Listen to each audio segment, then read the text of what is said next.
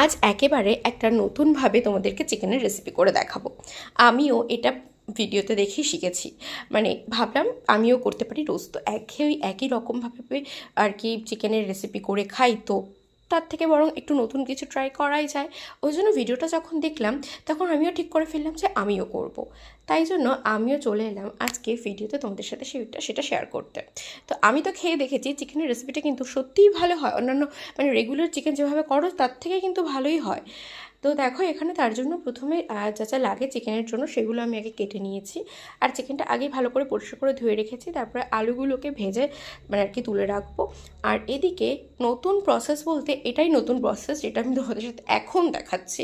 সেটা হচ্ছে গোটা পেঁয়াজ, গোটা টমেটো আর লঙ্কাগুলোকে আগে ভালোভাবে প্রথমে ভেজে নিতে হবে। এখানে আমি গোটা টমেটোটা রাখিনি। তো দেখো এখানে যদি এভাবে পেঁয়াজটা সহজেই কেটে আসে তাহলে বুঝবে ভাজাটা হয়ে গেছে। তো এবার আমি এটাকে মিক্সিতে পেস্ট করে নেব। তো মশলাটা ঠান্ডা হওয়ার পরই কিন্তু পেস্ট করবে, গরম পেস্ট করতে যাবে না। তারপরে এখানে দেখো আদা আর রসুন পরিমাণ মতো নিয়ে নিয়েছি, আর নিয়েছি দুটো শুকনো লঙ্কা।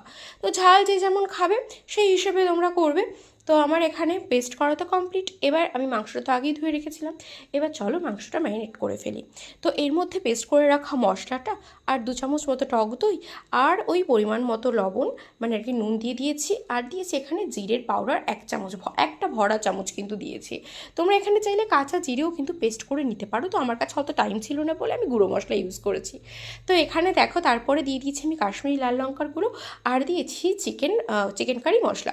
তবে একটা জিনিস আমি দেখেছি, চিকেন কারি মশলা দিলে কিন্তু চিকেন কারি বলো, চিকেন কষা বলো, যাই বলো না কেন, চিকেনের এই রেসিপিটা খেতে কিন্তু অসম্ভব ভালো হয় এই মশলাটার জন্য। তো তোমরাও এভাবে করে দেখো, ভালোই লাগবে। তো মশলাটা মাখিয়ে আমি মানে আর কি ম্যারিনেট করে ওটাকে আমি 10 মিনিটের জন্য সরিয়ে দিয়েছিলাম, মানে ওটা ম্যারিনেশন হোক। ততক্ষণে চলো একটু বেগুন ভেজে নিই।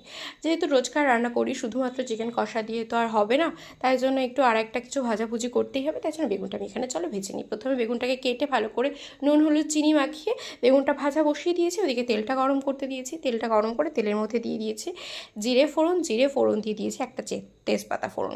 তারপরে যে ম্যারিনেট করা মশলাটা, ব্যাস আর কিচ্ছু না, মাংসটা পুরোটাই এখানে মশলা সহ দিয়ে দেবো, দিয়ে ভালো করে কষাতে হবে। গ্যাসটাকে মানে মিডিয়াম টু হাই ফ্লেমে রাখতে হবে।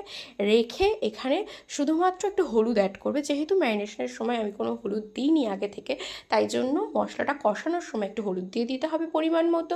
দিয়ে ভালো করে মশলাটাকে কষাতে হবে, ব্যাস আর কিচ্ছু দেওয়া চলবে না, কারণ আগেই সব মশলা দিয়ে দিয়েছি। তো দেখো এখানে কিন্তু ভালোই কষে এসছে, তেলটা অনেকটা পরিমাণ ছেড়ে দিয়েছে, দেখেই বুঝতে পারছো। তো কষানোতে এখানে কমপ্লিট। এবার যে আলুগুলো ভেজে রেখেছিলাম ওই আলুগুলো দিয়ে আরও 2-3 মিনিট